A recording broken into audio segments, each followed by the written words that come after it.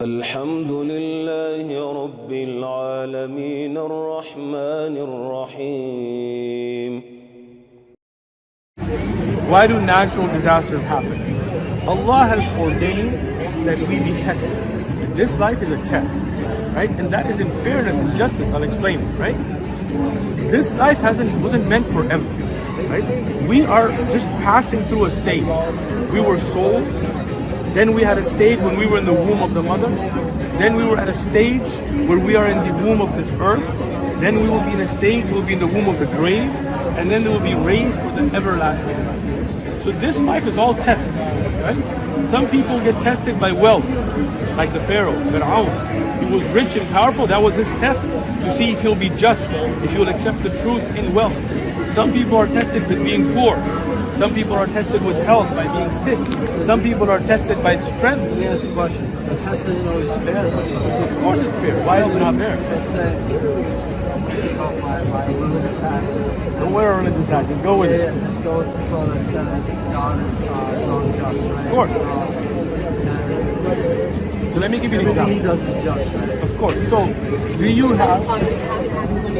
Yeah, like why Of course. Let me explain it. Let me explain it. Yeah. Look, Allah, you don't have a contract with Allah that you will have wealth and health and all of that. Whatever Allah gives you is from Allah, right? You don't have a right to that, right? Yeah. And whatever Allah gives you, you will be held accountable for, right? So if somebody doesn't have eyes, He knows what he's going to give you too, right? of course, Allah knows everything, so but it's your responsibility on how you will act, and you will be judged. He's not he's aware of it. Allah knows everything, but He's not forcing you to make a decision. Okay? Let me explain it, right? Take it step by step. He knows my decision. Of course. But does that mean you didn't make the decision? No, it means that maybe Look, still, let me give you an example. We're jumping off subject. Yeah, but, not being just. yeah. Like, But let's stick to the justice, then I'll get to qadar. I know where you're going. Okay? For example, if somebody's born without eyes, they can't see. It seems unjust in this world, right? It seems harsh, right? But did he have some kind of contract that you're going to be born with eyes? No. Allah chose to give him a life without eyes. On the day of judgment, when the rest of us that have eyes are being held accountable for the sins we did with our eyes, how we used our eyes, that person will have no judgment for them. That day, that person will be happy. He'll be like, look, I didn't have to give an answer. In Jannah, in the everlasting life, he will see anyway, right? So the things we see as unjust is because we don't think of this life as being a test. And every hardship that you're born with or are in will give you an ease. Yeah, but you have people that are born with hardship, that face hardship. Of course. They die with hardship. And then what? And then what? After death, then what? And then what? Your life here So- was extremely... Tell you, in this life was harsh, right? Yeah, so And if in why those make the harsh life? Excellent. Let me explain.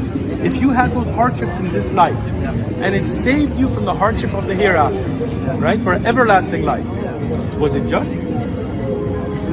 The reason you're thinking like that because you're only thinking of this life. But living your whole life, you're not thinking about... Your whole life is how long?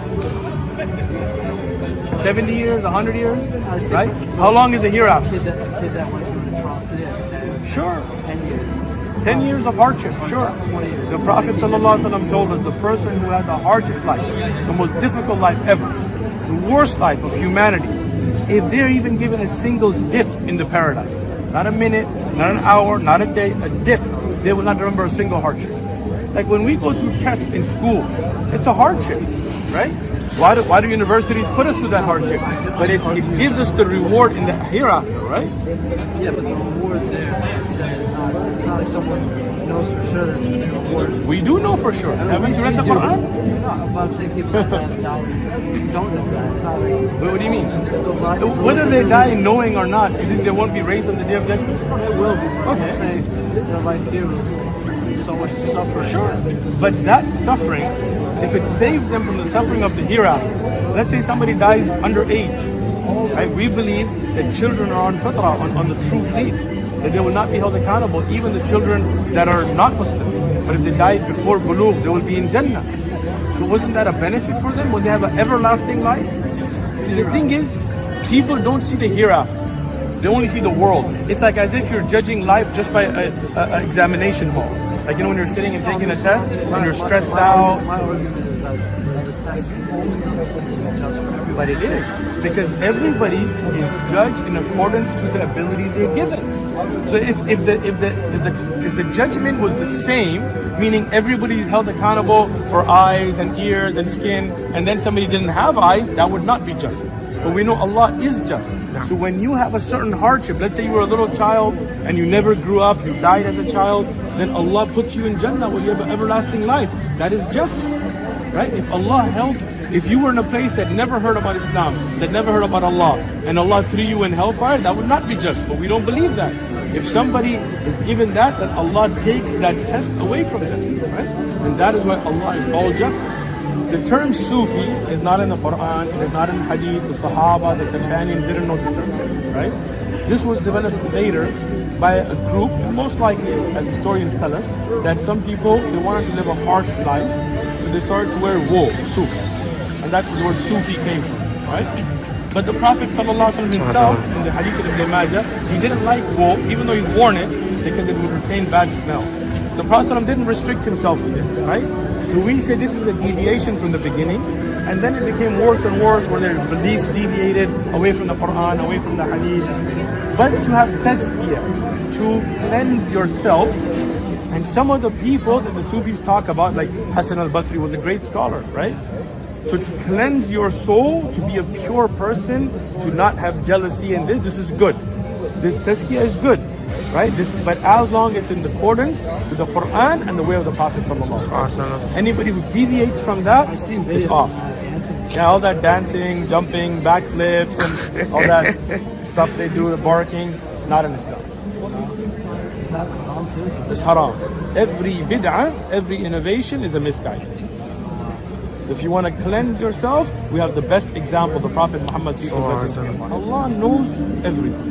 Allah is so great. He knows what is, what was, what will be, what could have been, what would never have been, all of that, right? But Allah doesn't force you to make your decisions. Whatever is forced on you, you are not held accountable.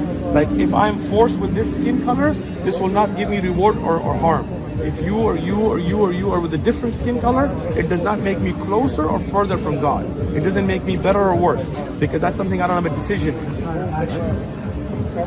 If it rains today or it doesn't rain, that's the will of Allah.